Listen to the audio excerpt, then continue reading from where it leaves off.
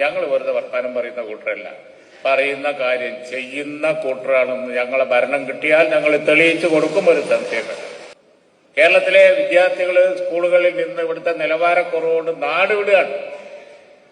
ആ കുട്ടികളെ മുഴുവൻ നിലവാരമുള്ള വിദ്യാഭ്യാസം കൊടുത്ത് തിരിച്ചു കൊണ്ടുവന്ന് ഇവിടെ പഠിക്കാനുള്ള സൗകര്യം ഉണ്ടാക്കി കൊടുക്കും എന്ന് ഞങ്ങൾ ഏറ്റിട്ടുണ്ട്. വലിയ മഹാത്ഭുതങ്ങളൊന്നും കാണിച്ചില്ല എങ്കിലും ഉറപ്പായിട്ടൊരു കാര്യം പറയാം, ജനകീയമായ ആ ഉമ്മൻചാണ്ടി കൾച്ചറെങ്കിലും ഞങ്ങൾ ഈ സംസ്ഥാനത്തിലേക്ക് തിരിച്ചു കൊണ്ടുവരും.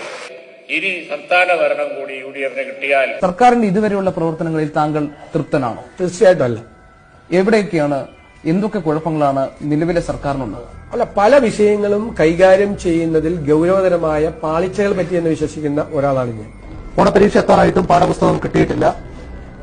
ഓണപരീക്ഷ എത്തിയിട്ടും പാഠപുസ്തകങ്ങൾ എത്താത്ത അവസ്ഥ ചർച്ച ചെയ്യണം. ഓണപരീക്ഷയ്ക്ക് മണിക്കൂറുകൾ മാത്രമേ ഉള്ളൂ, പുസ്തകം സ്കൂളിൽ വന്നിട്ടില്ല. സർക്കാരിനെ വിമർശിച്ച് TN പ്രതാപൻ MLA, സത്യം പറയുന്നവരെയും തിരുത്തൽ ആവശ്യപ്പെടുന്നവരെയും കല്ലെറിയരുത്. UDF സർക്കാരിനെതിരെ ആഞ്ഞടിച്ച് കെ ആന്റണി. 2 വർഷമായി കേരളത്തിലേക്ക് വ്യവസായം കൊണ്ടുവരാൻ ധൈര്യമില്ല. ആ 7 ലക്ഷം വെച്ച് നോക്കിയാൽ 735 കോടി രൂപയുടെ തിരിമറിയാണ് ഉമ്മൻചാണ്ടി നടന്നിരിക്കുന്നത്. കരുണ എസ്റ്റേറ്റ് വിഷയത്തിൽ സർക്കാരിനെതിരെ ആഞ്ഞടിച്ച് VM സുധീരൻ. വൻകൊള്ളകൾക്ക് കൂട്ടുനിൽക്കാൻ ആവില്ലെന്നും സർക്കാർ ഉത്തരവ് ഉടൻ പിൻവലിക്കണമെന്നും സുധീരൻ പറഞ്ഞു. 100% കുട്ടികൾക്കും കിട്ടി. പക്ഷേ കിട്ടേണ്ട പുസ്തകങ്ങളിൽ 80%. ഇന്ന് പല രാജ്യങ്ങളിലും പുസ്തകങ്ങളില്ല. അതിലേക്ക് നമ്മുടെ സംസ്ഥാനവും പോകണം. അധികം താമസിയാതെ നമുക്കതിലേക്ക് പോകേണ്ടി വരും. നിർമ്മാണം പൂർത്തിയാക്കാതെ ഉദ്ഘാടനം നടത്തിയ തിരുവനന്തപുരത്തെ പുതിയ മെഡിക്കൽ കോളേജ് പ്രതിപക്ഷ നേതാവ് VS അച്യുതാനന്ദൻ സന്ദർശിച്ചു. നിർമ്മാണ പ്രവർത്തനങ്ങൾ പൂർത്തിയാക്കാതെ ഉദ്ഘാടനം നിർവഹിച്ചതിൽ ഡോക്ടർമാരും നാട്ടുകാരും പ്രതിഷേധിച്ചിരുന്നു. ഈ തരം ശുംഭത്തരത്തെയാണ് നാം എല്ലാം ഇപ്പോൾ കാണുന്നത്. കഴിഞ്ഞ സർക്കാരിന്റെ കാലത്തെ അവസാന നിയമസഭാ സമ്മേളനത്തിൽ 2016 ഫെബ്രുവരി 24 നക്ഷത്ര ചിഹ്നമിടാത്ത ചോദ്യം 3204 മുഖ്യമന്ത്രിയോട് കോടിയേരി ബാലകൃഷ്ണൻ ഒരു ചോദ്യം ചോദിച്ചിരുന്നു. കഴിഞ്ഞ 5 വർഷത്തിനിടെ എത്ര പേർക്ക് പാർപ്പിടം നൽകി എന്നതായിരുന്നു ആ ചോദ്യം. സാഫല്യം, ഗൃഹശ്രീ, സുരക്ഷാ ഭവനം, MN ലക്ഷം വീട് തുടങ്ങിയ പദ്ധതികളിലായി നൽകിയ വീടുകളുടെ എണ്ണം മുഖ്യമന്ത്രി നിയമസഭയെ അറിയിച്ചു. കൂട്ടിനോക്കുമ്പോൾ 4 ലക്ഷം പോയിട്ട് 4000 പോലുമില്ല. ഈ പ്രതിപക്ഷ നേതാവ് വിളിച്ച വാർത്താ സമ്മേളനത്തിൽ പറഞ്ഞൊരു കാര്യം നമ്മൾ എല്ലാവരും ശ്രദ്ധിക്കേണ്ടതാണ്. 2 പിണറായി സർക്കാരുകൾ ആകെ നിർമ്മിച്ചു നൽകിയത് വെറും 4,60,000 വീടുകൾ എന്നാണ് പ്രതിപക്ഷ നേതാവ് പറഞ്ഞത്. 10 കൊല്ലം കൊണ്ട് ഇവരെ ആകെ പണിതത് 4,60,000 വീടാണ്. അതിവേഗ റോഡോ കേരളത്തിന് ആവശ്യമാണ് എന്ന് ഞാൻ വിശ്വസിക്കുന്നു. പക്ഷെ കേരളത്തിന്റെ ഇന്നത്തെ പശ്ചാത്തലത്തിൽ അത് എത്രമാത്രം സാധ്യമാകും, സ്ഥലം എടുപ്പ് സംബന്ധിച്ചുള്ള എതിർപ്പുകൾ ഞാനത് പൂർണ്ണമായും മനസ്സിലാക്കും. അതുകൊണ്ട് നമ്മളത് അങ്ങോട്ട് പ്രൊസീഡ് ചെയ്തിട്ടില്ല. ഇനി ദേശീയപാത വികസനത്തിലില്ലെന്ന് കാണിച്ച് അതോറിറ്റി സർക്കാരിന് കത്ത് നൽകി. UDF സർക്കാരിന്റെ കാലത്ത് ചെയ്യാത്തതുകൊണ്ടാണ്, ആ ഭാഗത്ത് ഒരു നടപടിയും സ്വീകരിക്കാത്തതുകൊണ്ടാണ് നമ്മുടെ കേരളത്തില് നാഷണൽ ഹൈവേ വികസനം തീരെ നടക്കാതെ പോയി. 5600 കോടിയോളം രൂപ നമ്മള് ഈ സ്ഥലം ഏറ്റെടുക്കുന്നതിന്റെ മൊത്തം സംഖ്യയുടെ 25% കൊടുക്കേണ്ടി വരുന്ന അവസ്ഥയുണ്ടാകും. ജനുവരിയിൽ നാഷണൽ ഹൈവേയുടെ പ്രധാന ഭാഗങ്ങൾ ഉദ്ഘാടനം ചെയ്യാൻ പോവുകയാണ്.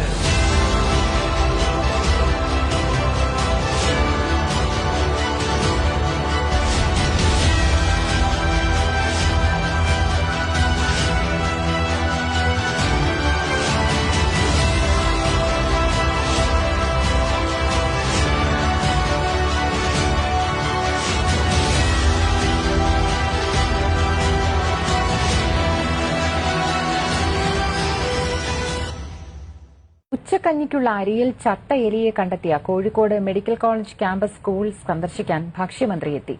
ചത്ത എലിയെ കണ്ട് ഞെട്ടിയ കുട്ടികൾക്ക് ധൈര്യം പകരാൻ ഉച്ചക്കഞ്ഞിയും കഴിച്ചാണ് അനൂപ് ജേക്കബ് മടങ്ങിയത്. സംസ്ഥാനത്തെ സർക്കാർ സ്കൂളുകളിൽ പുതുക്കിയ ഭക്ഷണ മെനു നിലവിൽ വന്നതോടെ വലിയ ആവേശത്തിലാണ് വിദ്യാർത്ഥികളെന്ന് കണ്ടല്ലോ. ചിക്കൻ കറിയും സാലഡും ഫ്രൂട്ട്സും അടങ്ങിയ ഭക്ഷണം വിളമ്പിയതോടെ സ്കൂളിലെ കുഞ്ഞു മുഖങ്ങളിൽ വിരിഞ്ഞ സന്തോഷമൊന്ന് കാണേണ്ട കാഴ്ചയാണെന്ന് പറയുന്നു. എന്തായാലും ഇതുപോലെയാണ്, വലിയ സന്തോഷത്തിലാണ് കുട്ടികളൊക്കെ തന്നെ ഉള്ളത്. പുതുക്കിയ ഭക്ഷണ മെനു ഇന്നു മുതൽ വിദ്യാലയങ്ങൾ നൽകിയിരിക്കുന്നു. ഓരോ ദിവസവും കൃത്യമായ ലെമൺ റൈസും അതുപോലെ തന്നെ തേങ്ങാച്ചോറും അങ്ങനെ വ്യത്യസ്തമായ വിഭവങ്ങളാണ് മലപ്പുറത്തെ സ്കൂളുകളിലും വിതരണം ചെയ്തുകൊണ്ടിരിക്കുന്നത്. പക്ഷേ എന്തൊക്കെയാണ് ഇവിടുത്തെ മെനുവിലുള്ള ഒരു ഭക്ഷണങ്ങൾ? നമ്മൾ ഓഗസ്റ്റ് 1 മുതൽ നമ്മൾ പുതിയ ഒരു മെനു കാർഡിലേക്ക് മാറുകയാണ്. ഉമ്മൻചാണ്ടി സർക്കാരിന്റെ കാലത്ത് കേരളത്തിൽ നടന്ന അനധികൃത നിയമനത്തിന്റെ കണക്കെടുത്താൽ പട്ടിക 13,000 കടക്കും. ബന്ധുത്വവും കോഴപ്പണവുമായിരുന്നു അക്കാലത്ത് നിയമനത്തിനുള്ള ഏക മാനദണ്ഡം. അങ്ങനെ ഉന്നത പദവി ലഭിച്ചവരിൽ ചെന്നിത്തലയുടെ അനുജനും ഉമ്മൻചാണ്ടിയുടെ അടുത്ത ബന്ധുക്കളും ഉൾപ്പെടുന്നു. ഉമ്മൻചാണ്ടിയുടെ അമ്മായിയുടെ മകനെ സഹകരണ സർവീസ് പരീക്ഷാ ബോർഡിന്റെ ചെയർമാനാക്കി. ചെന്നിത്തലയുടെ അനുജന് കേരള ഫീഡ്സ് MD സ്ഥാനവും നൽകി. പ്രമുഖ കോൺഗ്രസ് നേതാവായിരുന്ന കാർത്തികന്റെ ഭാര്യയെ സർവ്വവിജ്ഞാനകോശം ഡയറക്ടറാക്കി. മന്ത്രി അനൂപ് ജേക്കബിന്റെ ഭാര്യയെ ഭാഷാ ഇൻസ്റ്റിറ്റ്യൂട്ട് ഡയറക്ടറായും സഹോദരിയെ IT ഇൻഫ്രാസ്ട്രക്ചറിൽ ഉന്നത പദവിയിലും നിയമിച്ചു. അവസാന കാലത്തെ മന്ത്രിസഭാ യോഗങ്ങളിൽ പോലും നൂറുകണക്കിന് സ്വന്തക്കാരെ സ്ഥിരപ്പെടുത്തി. മന്ത്രി VS ശിവകുമാറിന്റെ അനുജനെ ശബരിമല എക്സിക്യൂട്ടീവ് ഓഫീസറായി നിയമിച്ചു. മന്ത്രി KC ജോസഫിന്റെ PAയുടെ അനന്തരവന് നോർക്കയിൽ ഉന്നത നിയമനം നൽകി. മന്ത്രി K ബാബുവിന്റെ PROയ്ക്ക് സർക്കാർ സെക്രട്ടറിക്ക് സമാനമായ തസ്തികയിൽ Rajiv Gandhi centre for career ഗൈഡൻസിൽ ഡയറക്ടറായി നിയമനം നൽകി. വകുപ്പ് മേധാവികളുടെ എതിർപ്പ് മറികടന്നായിരുന്നു ഈ ഉന്നത നിയമനം.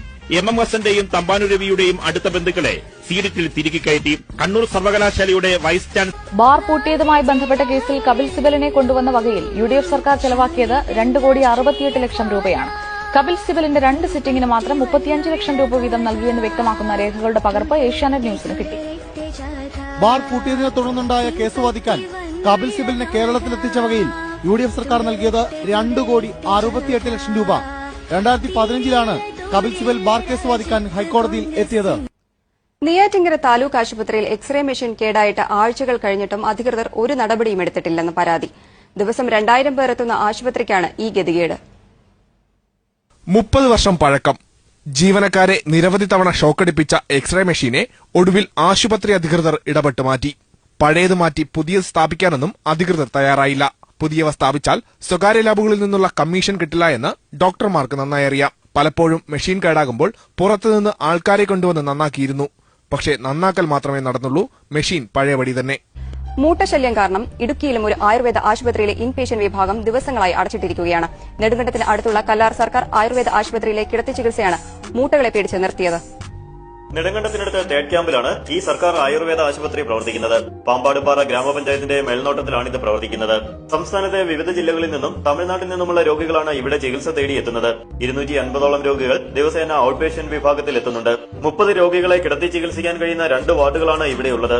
അസഹ്യമായ മൂട്ടശല്യം കാരണം 17-ാം തീയതിയോടെയാണ് 2 വാർഡുകളും അടച്ചുപൂട്ടിയത്.